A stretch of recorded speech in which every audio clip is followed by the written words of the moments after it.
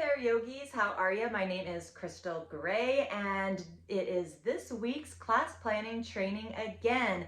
I love these class planning trainings because I know that this is one of the biggest struggles that newer yoga teachers face. You don't know where to get inspiration or how to plan a class that will really make a difference in your students' lives. So I am hoping that by doing these every week, it'll really give you that confidence and that inspiration that you are looking for. So again, my name is Crystal Gray. I lead online 200 and 500 hour yoga teacher trainings, and I also have an online sequencing course for yoga teachers because that's another thing that yoga teachers really struggle with, right? So today's theme is all about nurturing. Now you can take this in a lot of different ways, but whenever I think about nurturing, I start to think about the feminine energy. And so there's feminine and masculine energy in everything and in us as human beings. And the masculine energy has more to do with the sun or solar energy, and the feminine has more to do with the moon or the lunar energy.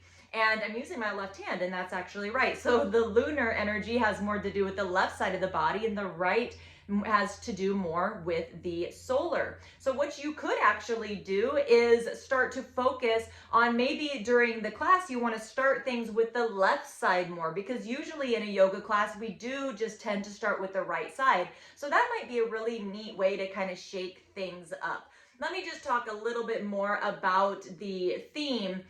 So what I'm thinking is, yes, let's bring in some lunar qualities, some lunar aspects into this practice, and also just really turning our gaze inward, because that's really what we want to do in all of our yoga practices, is to stop focusing so much on everything that's going on around us. I mean, nowadays there's just constant stimulation. So really taking away a lot of that stimulation that's going on around us. So whenever you are teaching this class, if you could teach it at night, if you could teach it at night outside in the moonlight, that would be amazing. But we all are not that lucky to be able to do that, or maybe there's a lot of bugs or the weather's not great or whatever.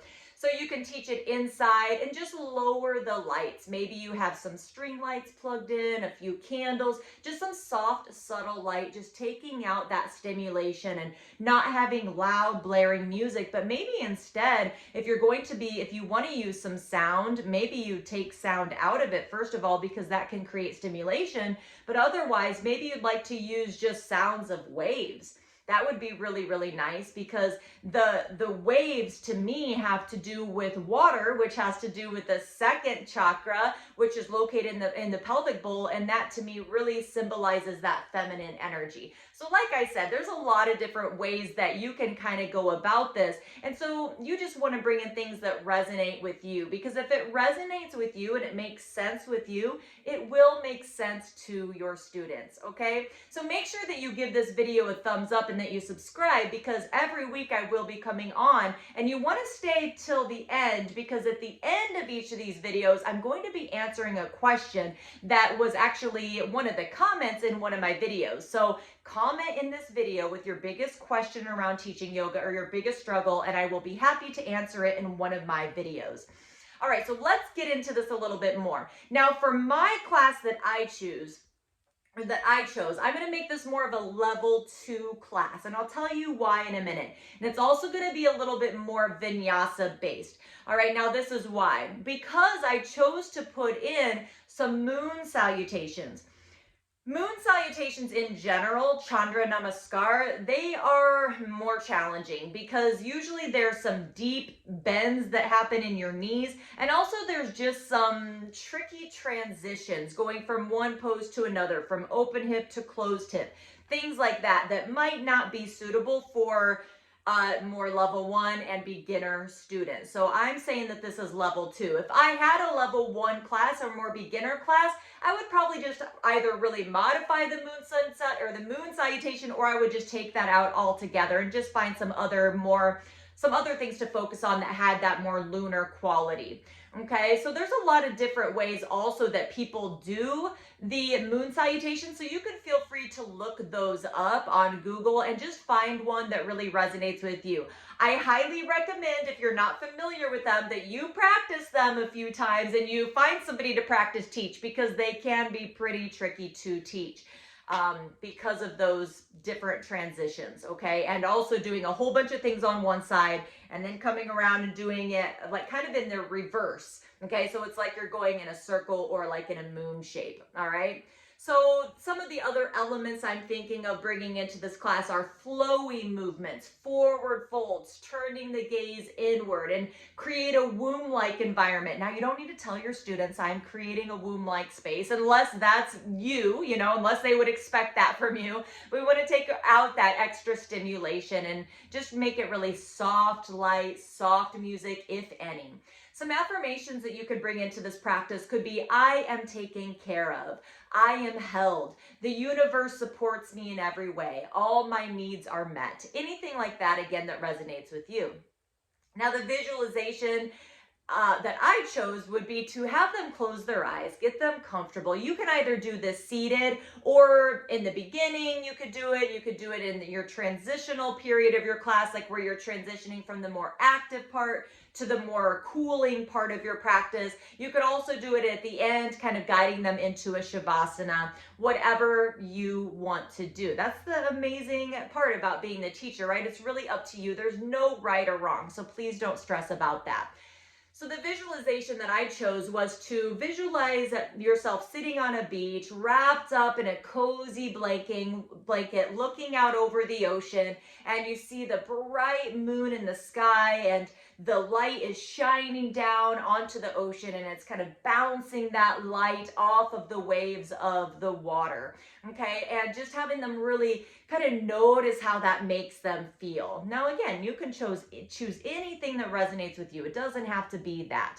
The mudra that I chose is called Shank Mudra, okay? So Shank means conch in Sanskrit, so like a conch shell. So this actually does kind of look like a conch shell, okay? And then so what this mudra looks like is this, okay? So you're grabbing the thumb and then bringing the tip of the right thumb up to the middle of the opposite hand.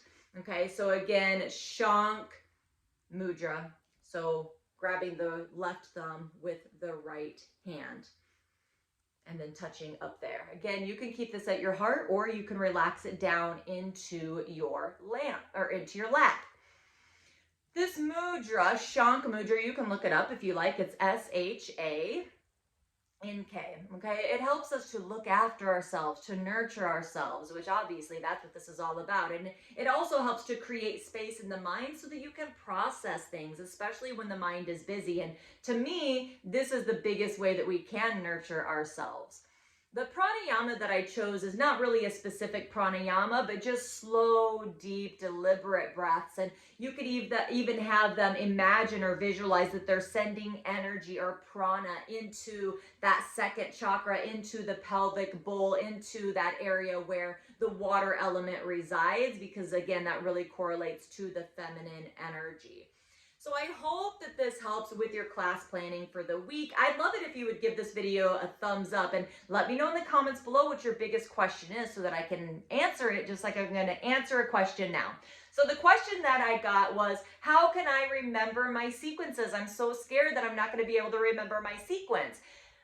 I don't ever remember my sequence, okay? I put it in Google Docs. I create it in Google Docs so that I always have it. I used to do it in journals, but then I find that I don't ever go back. If I do it in Google Docs, I can always go back and find it and use it over and over again. So that's an extra tip for you.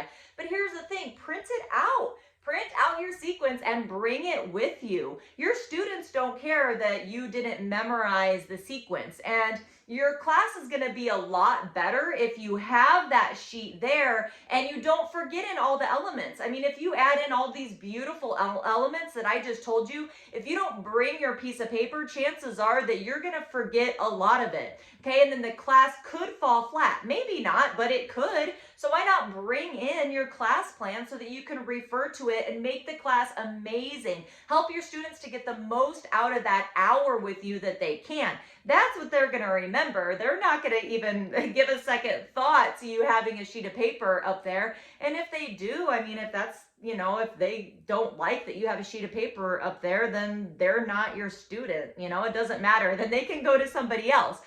We don't need every student to be to resonate with us, and that's okay. If something as small as that is going to make them not want to be your student, then so be it, okay?